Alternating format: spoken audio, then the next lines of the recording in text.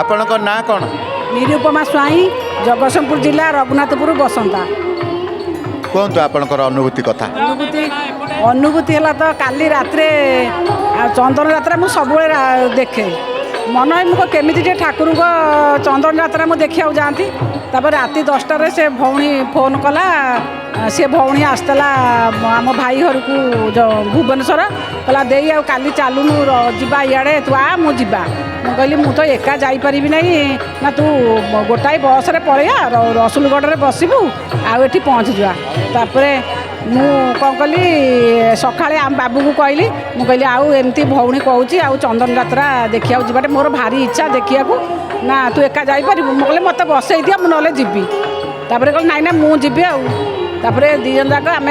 11टार बाहरलु बाहरिकी आसिकी पहुँचलु पहुँचिकी से झियारी घरे रहीकि संध्या बेले गलु ठाकुर साड़े बुलाबुली करके एठिकी आसिकी चंदन यात्रा देखिकी जीवु 11टा अनुभूति अनुभूति हूँ